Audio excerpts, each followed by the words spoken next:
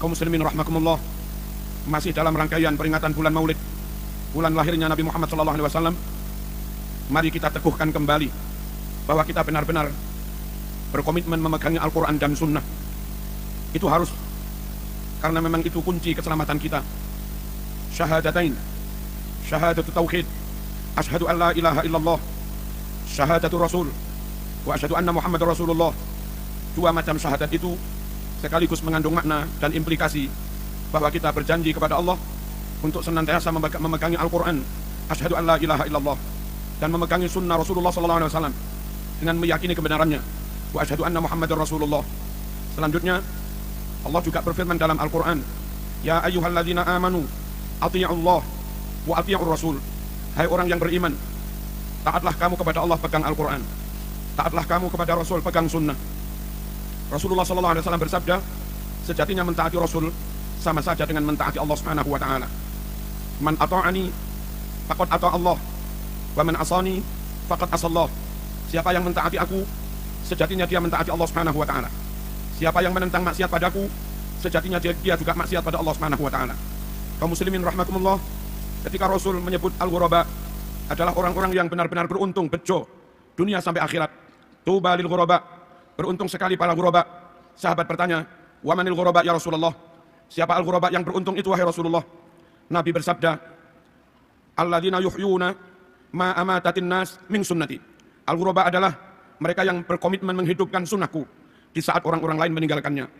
Kaum muslimin rahimakumullah, lebih lanjut Nabi juga mengatakan, taraktu fikum amrain lan tadillu ma in tamassaktum bihima, kitaballah wa sunnata rasulih. Aku tinggalkan untuk kalian semua dua pusaka. Jikalau kalian benar-benar pegangi dua pusaka itu, maka selamatlah kalian. Kalau tidak, maka celakalah kalian. Apa dua pusaka itu? Kitaballah wa sunnata rasulih. Al-Quran dan sunnah. Klaim ngaku-ngaku cinta Rasulullah SAW tanpa memegangi sunnah adalah kebohongan. Klaim kosong. Nabi bersabda, man ahabbani falyastanna bi sunnati, wa man ahabbani dakhala al-jannah. Siapa yang mencintai aku, maka dia harus senantiasa mengikuti sunnahku. Dan siapa yang mencintai aku dengan mengikuti sunnahku, maka dipastikan dia masuk surga.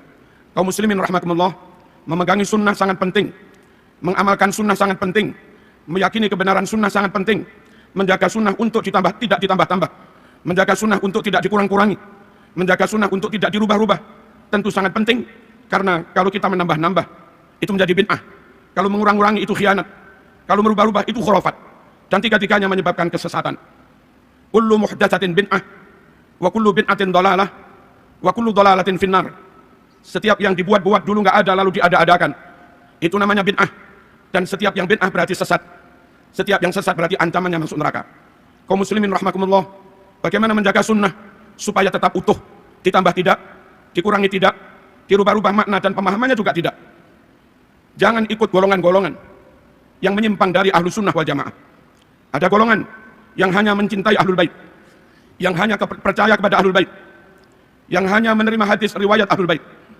Golongan seperti ini, kalaupun di Sahih Bukhari ada ratusan bahkan ribuan hadis sahih, kalau di Sahih Muslim ada ratusan bahkan ribuan hadis sahih, namun hadis itu riwayat dari sanad sahabat, maka mereka pun menolaknya.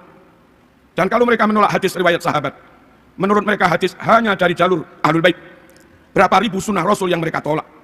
Sikap seperti ini tidak menjaga keutuhan sunnah. Padahal Allah berfirman dalam Al-Quran, wa ma atakumur rasul fakhudhuh. Sunnah apapun yang telah disampaikan Rasul kepadamu, ambil semua. Sikap seperti di atas tersebut menyalahi Al-Quran yang memerintahkan supaya ambil seluruh sunnah. Tirulah para sahabat, mendapat perintah apapun tidak pernah banggel, tidak pernah menolak, senantiasa dijawab sami'na wa ata'na. Wa qalu sami'na wa ata'na ghufranaka rabbana wa ilaikal masir. Kaum muslimin rahimakumullah, ada juga golongan yang hanya percaya kepada sahabat. Mereka membenci ahlul bait, mereka menolak ahlul bait, mereka menolak hadis sahih sekalipun kalau itu riwayat ahlul bait. Lagi-lagi golongan seperti ini juga tidak menjaga keutuhan sunnah dengan menolak riwayat-riwayat ahlul bait. Berapa persen sunnah Rasulullah SAW yang hilang? Ada juga golongan yang punya prinsip, kalau nggak masuk akal nggak kami terima. Akhirnya hadis Bukhari, Muslim yang bercerita tentang Mi'raj Rasulullah SAW, mereka tolak dengan alasan nggak masuk akal. Hadis bahwasanya dari sela-sela jari Rasulullah SAW menyumber air, itu ada di Bukhari Muslim, mereka juga menolaknya, alasan nggak masuk akal.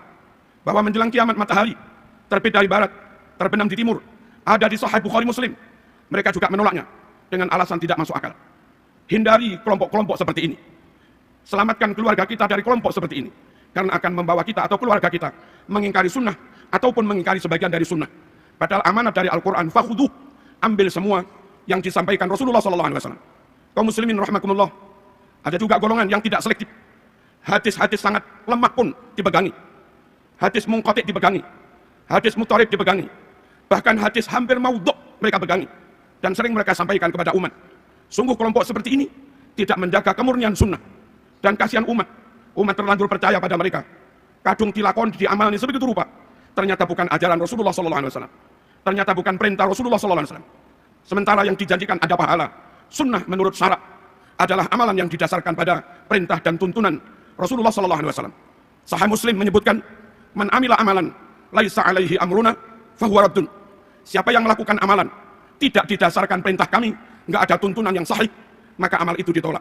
Jamaah, hindari pula kelompok-kelompok yang tidak teliti, tidak selektif, tidak melakukan jarh wa ta'dil, tidak melakukan verifikasi secara ketat terhadap berbagai riwayat, akhirnya terjebak kepada hal-hal yang khurafat yang didasarkan pada riwayat yang maudhu' atau riwayat yang sangat lemah. Ada beberapa contoh. Jumat terakhir di bulan Ramadan ba'da Isya, orang pada sholat 12 rakaat dengan dinamakan sholat raghaib, katanya bisa menggantikan barangkali ada sholat fardu yang ditinggalkan. Itu hadisnya maudhu' palsu. Ada juga orang yang sholat di malam nisfu Sa'ban, hadisnya amat sangat lemah. Sholat-sholat sunat. Ada juga yang sholat di hari Jumat minggu pertama bulan Rajab dengan maksud menembus dosa setahun, hadisnya juga amat sangat lemah. Masih banyak ustaz-ustaz ketika maulid berdalil, man azzama maulidi kuntu lahu syafi'an yaumal qiyamah. Hadis itu hampir enggak disebut dalam berbagai kitab sunnah. Kalaupun ada riwayatnya sangat lemah. Mohon kaum muslimin rahimakumullah menyampaikan apapun, hati-hati. Mari kita jaga sunnah. Jangan ditambah-tambah, jangan dikurang-kurang, jangan dirubah-rubah. Yang tidak sahih jangan dicampur dengan yang sahih. Kasihan umat. Di samping itu kaum muslimin rahimakumullah, supaya memaknainya tetap benar, enggak menyimpang, serahkan bagaimana memaknai Quran sunnah kepada para ulama, kepada para kiai. Mereka lah yang mewarisi ilmu dari gurunya. Dan mereka lah yang ngaji langsung dengan kitab Bukhari Muslim asli. Bukan hanya itu, mereka juga membekali diri, melengkapi diri dengan ilmu alat.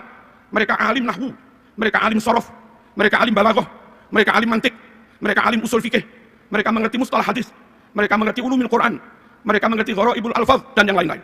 Yang mana ilmu-ilmu itu sangat penting untuk memastikan kebenaran pemaknaan Quran, pemahamannya, istimbatnya, ataupun penafsirannya.